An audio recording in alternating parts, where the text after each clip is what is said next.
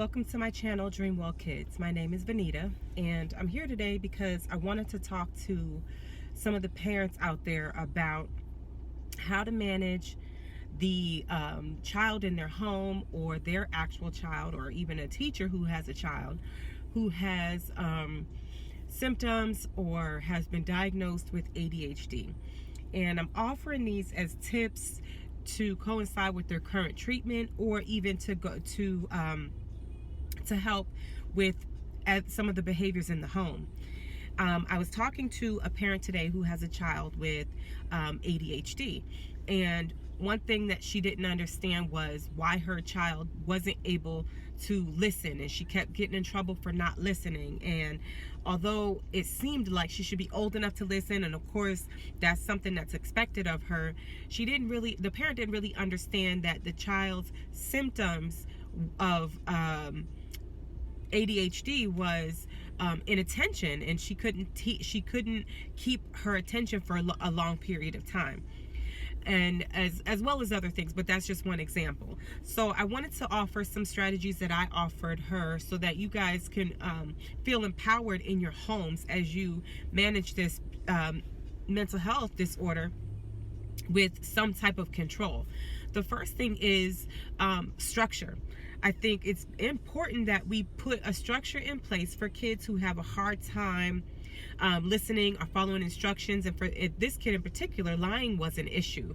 So I would say put a structure in place that would eliminate the opportunity for them to lie, or that will eliminate the guesswork of having to go through their daily routine, so that they don't have that opportunity to do something that they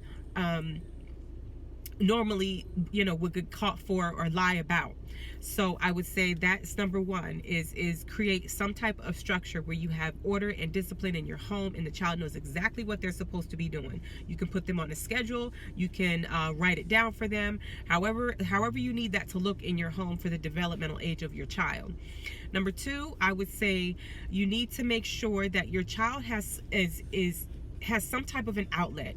Allow them to write, allow them to journal, allow them to color, allow them to draw, whatever it is that they can use as a creative outlet to help them express their feeling or their emotion. Let them get it out, so that the child can feel like she has a vent, or he or she has a place to vent their frustrations. So yeah, I would say either write, draw, or if they're not able to do those things, color, something to help them relax the brain, and to have an outlet in times where they wouldn't normally have that place. I told the parent to how important it is to monitor their food. Your food affects your mood. The research shows that not only does the food affect your mood, but it controls how you respond to certain situations, and it controls how, of course, your weight, and it controls how you're just feeling on a day-to-day basis. In one of my previous videos, I talked about food and mood.